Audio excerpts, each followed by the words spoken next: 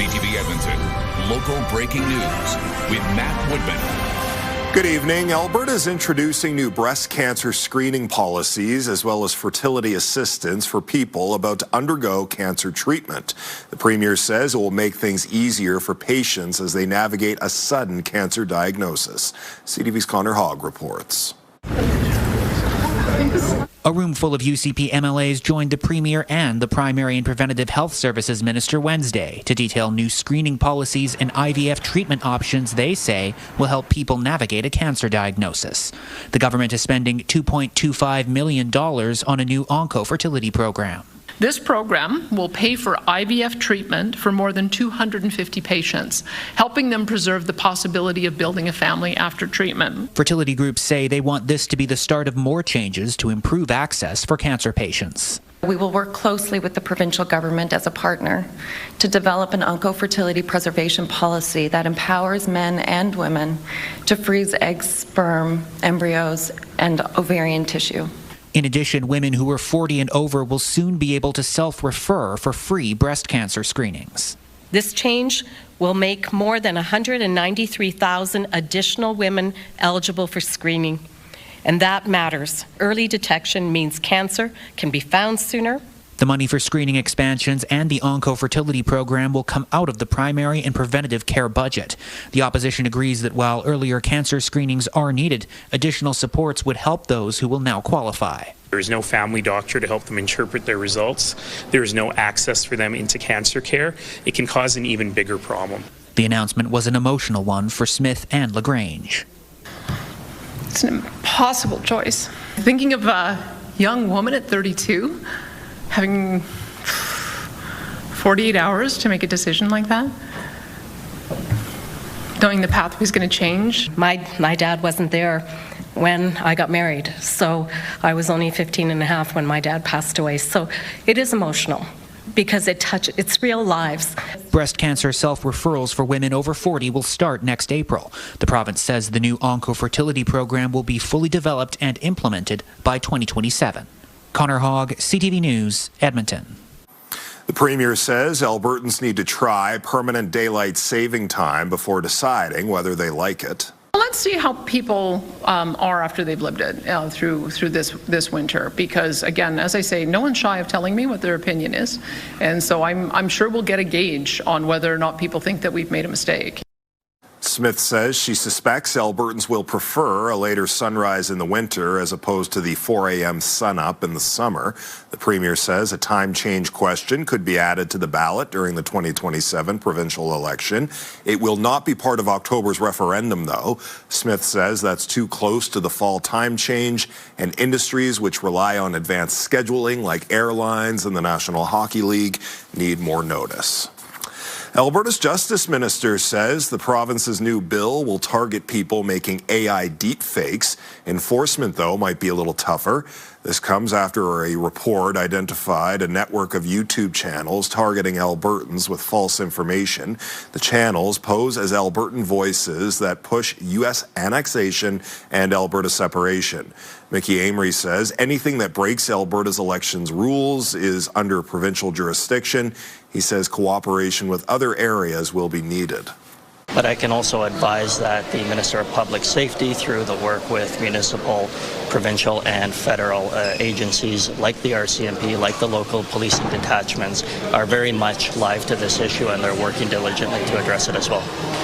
Amory says the provincial government is bringing forward a suite of policies and laws shortly that address the negative impact of deepfakes in other areas. A 21-year-old daycare employee is facing sexual assault charges. Police say there may be more victims. Police say Karaj Singh worked at a daycare in West Edmonton and a second location in central Edmonton. Earlier this month, a parent called police to report an incident involving their child at the West End daycare. Police arrested and charged Singh yesterday. His child care certification has been suspended. A notorious BC gangster who masterminded the Surrey Six killings in 2007 has been released from prison and will be living in Edmonton. Authorities say Jamie Bacon will be closely monitored after being released with conditions and a curfew. Bacon was sentenced to 18 years in prison after pleading guilty to one count of conspiracy to murder in 2020. 6 people were executed in an apartment in Surrey, BC. 4 of the victims were targeted. 2 others were innocent bystanders. The murders were carried out to advance the illicit drug business of the Red Scorpions gang. Alberta's appeal court has ordered a new trial for a man sentenced to life in the death of his common-law partner. Ryan Applegarth was convicted of second-degree murder in the death of Chantel Firing-Stoney in 2020. The appeal court says the Crown lacked the evidence to show Applegarth intended to kill. The man who killed a 15-year-old boy from St. Albert who was out walking his dog learned his fate this afternoon. He was sentenced to 14 years in prison after pleading guilty to manslaughter. CTV's Amanda Anderson has the details. Broden's birthday is coming up on the 28th. He would be 17. Instead of planning a birthday celebration for her son, Sherry Morin faced his killer in court. As she described life without him. Just how big of a part of my life he was, and the hole that's left behind now that he's gone. 15-year-old Broden Radomski was killed in May 2024. He was walking his dog with his mom and younger brother when they were joined by friends of the family. Keith Landry was with them. Landry pulled a knife from his pocket, ran up behind Radomski and slit his throat. He died within minutes. Morin told the court she lost more than just her son because of Landry's actions. I don't have custody of my younger son now, and even the dog that we were walking that night has since passed as well. So really, when I say I lost my family, every member of my family is not in my life anymore. So I do see Blake, my youngest, but things are different now. Several of the teen's friends also read victim impact statements in court, often through tears. They spoke about what Radomski meant to them, how his murder robbed them of being able to grow up together, and how they continue to struggle with the loss. Landry pleaded guilty to manslaughter instead of the second-degree murder charge he was facing. Manslaughter sentences can range from no jail time to life, while second-degree murder is life with no chance of parole for at least 10 years. The Crown and Defence presented a joint sentence recommendation of 14 years, which the justice accepted. In reality, he's not going to serve that much time. There's not going to be justice. I'm unhappy that it's a manslaughter charge because there is intent there. When you slice a child's throat, you don't expect that they're going to live. When given a chance to address the court and Radomski's loved ones, Landry said no thank you. With time already served, he has about 11 years left on his sentence. Amanda Anderson, CTV News, Edmonton. One person is recovering after inhaling smoke during a fire at an apartment building in central Edmonton. Edmonton Fire Rescue says the fire was reported around 2 a.m. Crews had it out about an hour later. They say the fire was largely contained to one unit. The person brought to hospital was treated for inhaling smoke. No word yet on how that fire started. A dog was rescued from the North Saskatchewan River this morning after it was spotted drifting on an ice floe. Edmonton Fire says just before 7 o'clock, someone saw the dog near the Dewatna Bridge. Rescue crews managed to coax the dog to safety about an hour later. Edmonton Fire says the dog is doing well. When it was brought to the city's animal care and control team, it's reminding people to keep pets leashed near the river. It also says you should never try and rescue a pet yourself. Instead, call 911. Edmonton's mayor is putting bad builders on notice. He says if you break the city's construction rules, there will be consequences as Edmonton ramps up enforcement. In some cases, builders could be forced to pay for extra oversight on their own projects. CTV's Jeremy Thompson explains. Security fences like this have gone up around hundreds of properties in the last few years as older neighborhoods experience redevelopment through infill. Along with keeping the site secure, builders have a long list of city rules to follow during construction. Keeping things clean, tidy, and respectful are really the critical elements from a neighborliness point of view. Kaylin Anderson says the small group of developers who skirt those rules give the rest of the industry a bad name, which is why Build Edmonton Metro supports a new effort by the city to crack down. I want us to use every single resource possible to get them to comply. The city is ramping up enforcement efforts on all projects through the Construction Accountability Program. Builders who break the rules regularly will be put on a high oversight path for future projects. That means submitting a detailed project implementation plan, paying for a city-approved compliance officer to monitor their worksite, and a mandatory training course. Only once they have then regularly shown that they can follow the rules and gone through the training course that we have in place could they move back into the category of a regular builder like anyone else. The city says it will also do proactive inspections at key moments for a project like demolition, excavation, and foundation installation. Beverly Zubot with the Residential Infill Working Group says while inspections are a good step, she'd rather the city require builders shore up their excavation to better protect neighboring homes. They're being dug deeper, which creates fraction lines, and they're longer. So it's just a bigger hole. It's more likely that there's going to be soil movement. The Coordinated Construction Accountability Team is now staffed and getting to work. Other elements like the high oversight label are coming online later this year and in early 2027. Jeremy Thompson, CTV News, Edmonton. A little rain didn't stop hundreds of volunteers from celebrating Earth Day with a citywide litter cleanup. Earth Day cleanups organized by Goodwill took place today at more than 30 locations around Edmonton. Goodwill says the goal is to inspire people to keep their neighborhoods clean. We are already predicting White Ave to be hopping during the Stanley Cup playoffs, so why not be a great place to celebrate hockey and everything that's Edmonton for the next couple of weeks in a beautiful area, in a clean area. Goodwill also held community cleanups in Calgary and Grand Prairie. MacEwan University's busiest workers are back in business. The school cracked open several beehives today, sealed since the fall. CTV's Miriam Valdez-Carletti has more on the project and its impact. There's a lot of anticipation to see how many bees survived a frosty Edmonton winter. That's exciting. Your heart stops for a second. Oh, look, they're all poking their heads up, and yes, they're here. They're going to survive. The Urban Beekeeping Project wrapped up these hives in installation months ago, giving them a sweet and warm home. We were working with them from May until October, so you really get connected to these bees, and whatever you're going through in the week, then you see the bees, and they just make you feel better. So you're hoping to see them alive. The rooftop of MacEwan University has been the home for these busy bees the last 10 years. While the skyline view of downtown Edmonton isn't your usual background for hives, the school's beekeeper says it teaches sustainability. Without that, it would just feel like the old urban, this concrete jungle, if you will. And so it's nice to have that connection to nature. We wouldn't have any plants or greenery or the nature that we have if it wasn't for these pollinators. Keeping the bees alive through harsh winters has become more difficult. Even the last 3-4 years, it's been a struggle with the weird weather. They just don't tend to survive quite as easy. You got to make sure that they have enough food, that they have water. It's just like keeping like a pet. You got to maintain them and help them thrive. The process has been rewarding for these students, especially to conquer fears. I'm someone who fears bugs a lot, so this is a little bit of exposure therapy. Getting up close and personal has changed that. I love them. I can be with them without my gloves. I'm not scared of them at all.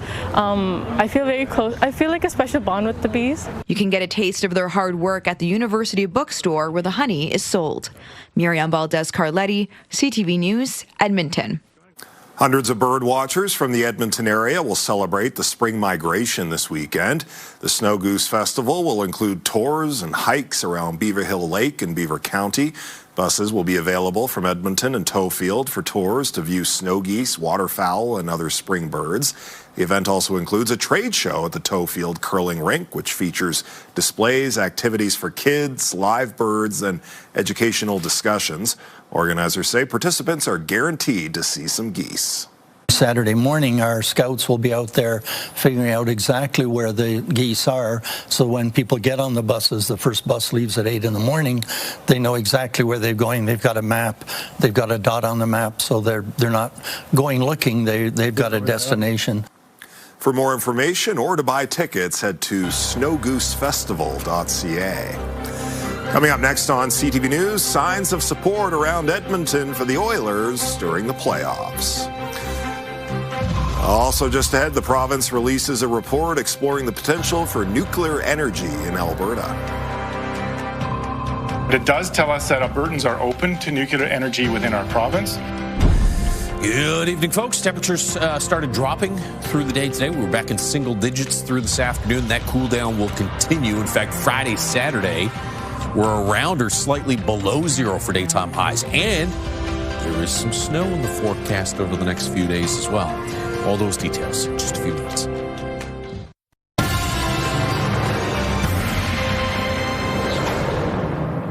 Signs of support for the Oilers are popping up around Edmonton. CTV's Evan Kenny has more on a few of the gems. As the Oilers get set for Game 2 tonight, I just completed the McDavid one. My Draisaitl is in the works. Fans are getting ready to cheer on the team. Best time of the year, yes, absolutely. At her home in Sherwood Park, Linda Balicki has spent dozens of hours bedazzling jackets, jerseys, and purses. I've loved sparkles my whole life. I've loved the Oilers my whole life, so why not marry the two? I was stopped 100 times at the game. Now she's completed a 3-foot wide sign. It took me roughly 61 hours to complete. It has over 35,000 gems on them. The silver ones are Swarovski crystal ones, so a little bit more expensive, but they just pop. Signs around the city are popping up in support of the Oilers.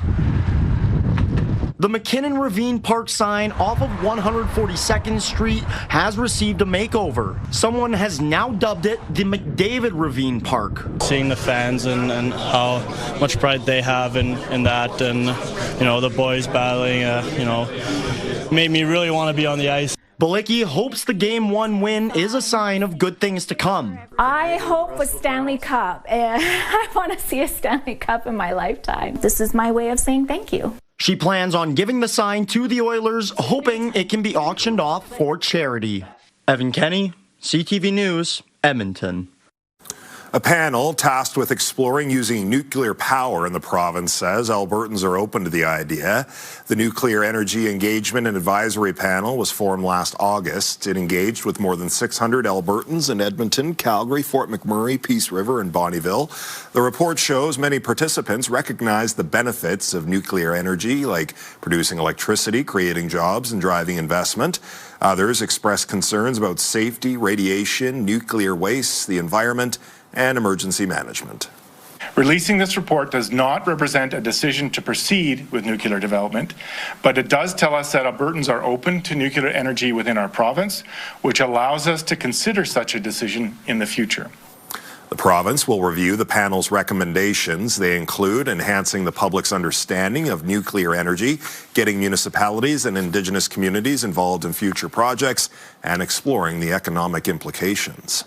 Since signing a memorandum of understanding with Ottawa, the Premier has been promoting a northern pipeline route to Prince Rupert, BC. Now it seems the federal government is interested in a different path. CTV's Kevin Green explains.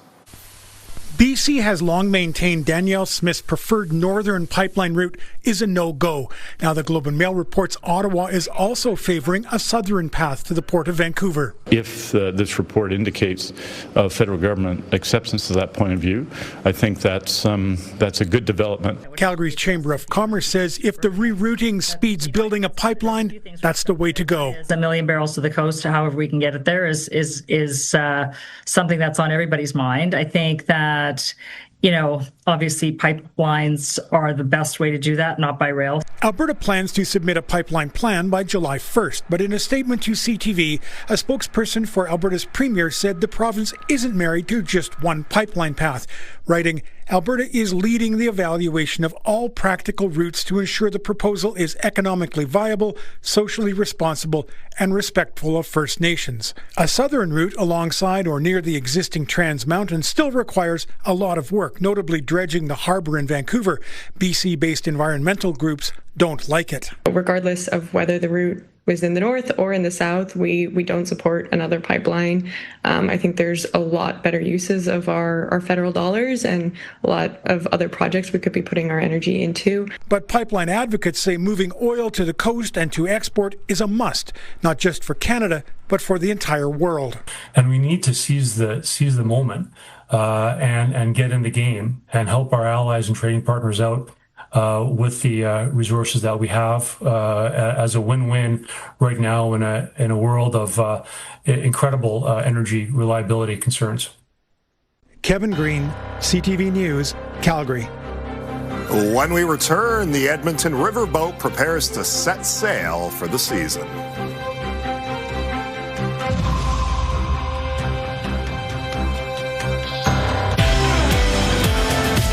Thursday on Your Morning, more on a widespread YouTube campaign using fake videos to promote Alberta separation, plus an AI version of Val Kilmer will soon be used in a movie. We talk about the future of artificial actors in Hollywood. Programming brought to you by James H. Brown Injury Lawyers, the heavy hitters of injury law. Welcome back. 11 degrees for your daytime high today, although that came in just after midnight. The warmest temperature this afternoon, 7. In fact, for most of the afternoon, we were around 5 degrees. 13, the average daytime high. It's going to be a while before we're back to average. Temperatures, they're going to be around or closer to the average lows for this time of year for daytime highs. Here's snow continuing across the northeast. Snowfall warning remains in effect for the Fort McMurray area. Cool northerly flow. Will be cloudy with a few sunny breaks tomorrow morning here in the Edmonton area. And then around supper time and into the evening, you get some flurries or some periods of snow. There's still some uncertainty with just how heavy this snow is going to be in the Edmonton area. Do the heavier pockets stay just east and southeast of the city?